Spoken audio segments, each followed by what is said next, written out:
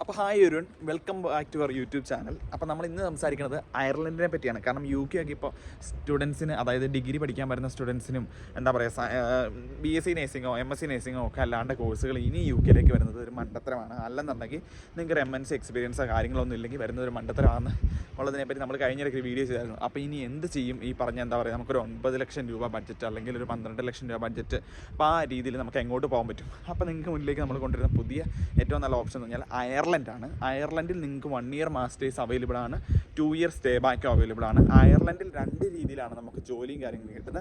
ഒന്ന് നമുക്ക് എന്താ പറയുക, ക്രിട്ടിക്കൽ എംപ്ലോയി ലിസ്റ്റ് എന്ന് പറഞ്ഞ സംഭവത്തിനകത്ത് നമുക്ക് 2 വർഷം കൊണ്ട് PR കിട്ടും. അയർലൻഡിൽ 2 വർഷം കൊണ്ട് PR കിട്ടുന്ന കോഴ്സുകളുണ്ട്, കാര്യങ്ങളുണ്ട്.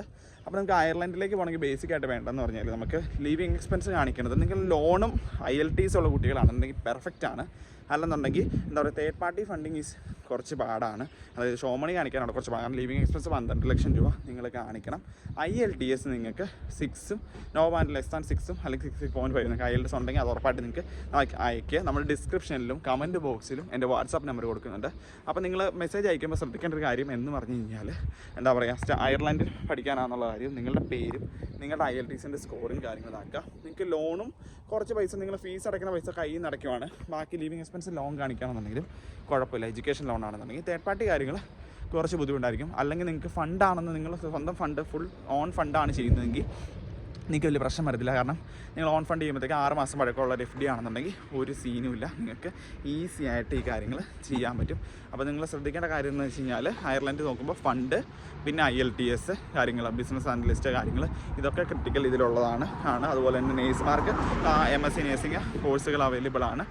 ഫീസ് ബിസിനസ് കോഴ്സുകളൊക്കെ ആണെന്നുണ്ടെങ്കിൽ 9 ലക്ഷം തൊട്ട് സ്റ്റാർട്ടിങ്. MSc നേഴ്സിംഗ് ഒക്കെ ആണെന്നുണ്ടെങ്കിൽ UK പോലെ തന്നെ ഒരു 15 ലക്ഷം തൊട്ട് സ്റ്റാർട്ടിങ് കാര്യങ്ങൾ. OIT കാര്യങ്ങളൊക്കെ ഉണ്ടെങ്കിൽ നിങ്ങൾക്ക് അവിടെ പോയാണെന്നുണ്ടെങ്കിൽ നിങ്ങളുടെ രജിസ്ട്രേഷൻ കാര്യങ്ങൾ നിങ്ങൾക്ക് കംപ്ലീറ്റ് ചെയ്യാനുള്ള ഒരവസരമുണ്ട്. അപ്പോൾ UK അല്ലാണ്ട് ബിസിനസ് കോഴ്സുകൾക്ക് എന്ത് ഓപ്ഷൻ എന്ന് നോക്കുന്നവർക്കും IELTS എഴുതാനും വെക്കാനൊക്കെ താല്പര്യമുള്ളവർക്കും ഫണ്ടും കാര്യങ്ങളും വലിയ സീനില്ലാത്തവർക്കും ഒരു ബെറ്റർ ഓപ്ഷനാണ്. അപ്പോൾ നിങ്ങൾക്ക് എന്താ പറയുക, അയർലൻഡിൽ പോയി പഠിക്കാം. അയർലൻഡിൽ പോയി പഠിക്കുന്നതിൻ്റെ അകത്ത് PR 2 ഇയർ എന്നുള്ളതാണ് ഹൈലൈറ്റ്. അപ്പോൾ ആ ഒരു കാര്യം നിങ്ങൾ ഉറപ്പായിട്ടും ശ്രദ്ധിക്കുക. നിങ്ങൾക്ക് അത് ഈസി ആയിട്ട് നമ്മളാണെന്നുണ്ടെങ്കിൽ നമുക്ക് അതിൻ്റെ പ്രോസസ്സിങ് കാര്യങ്ങളൊക്കെ നിങ്ങൾക്ക് നമ്മളെ കോൺടാക്ട് ചെയ്താൽ മതി. അതുപോലെ തന്നെ നേഴ്സുമാരെ സംബന്ധിച്ച് നല്ലൊരു ഓപ്ഷനാണ് അയർലൻഡ്. നേഴ്സുമാർക്കും 2 ഇയറിൽ PR ആണെന്നുള്ള കാര്യം നിങ്ങൾ ശ്രദ്ധിക്കണം. 2 വർഷം കൊണ്ട് അയർലൻഡ് PR, UK ആകുമ്പോൾ 5 വർഷം വേണമായിരുന്നു. അയർലൻഡ് ആകുമ്പോൾ 2 വർഷം മതി. പക്ഷേ പ്രശ്നം മീൻസ് IELTS വേണം, പിന്നെ ഫണ്ടിങ് എന്താ പറയുക, തേർഡ് പാർട്ടി പറ്റത്തില്ല. അപ്പോൾ നിങ്ങൾക്ക് ലോൺ എടുക്കാൻ പറ്റും, IELTSും പറ്റും. നിങ്ങൾ സ്കിൽഡ് ആണ്, നിങ്ങൾക്ക് MNC എക്സ്പീരിയൻസ് ഉണ്ടെങ്കിൽ Ireland is A perfect option.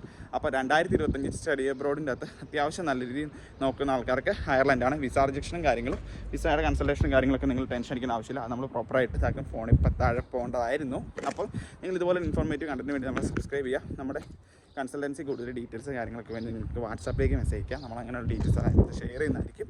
പിന്നെ നമ്മുടെ ഇൻസ്റ്റാഗ്രാമിൽ എബി പറമ്പ് ഒരു പേജ് ഉണ്ട്. അതിനകത്ത് നിങ്ങൾ സെർച്ച് ചെയ്താൽ UK നിങ്ങൾക്കുള്ള കണ്ടന്റും കാര്യങ്ങളും അപ്ഡേറ്റും കാര്യങ്ങളൊക്കെ നിങ്ങൾക്ക് ഈസി ആയിട്ട് കിട്ടും. അപ്പോൾ ആ ഒരു കാര്യം നിങ്ങൾ ശ്രദ്ധിക്കുക. അപ്പോൾ നിങ്ങൾക്ക് എന്താ പറയുക, എന്തെങ്കിലും ഡൗട്ടും കാര്യങ്ങളുണ്ടെങ്കിൽ മെസ്സേജ് അയക്കുക അയർലൻഡിനെ പറ്റി.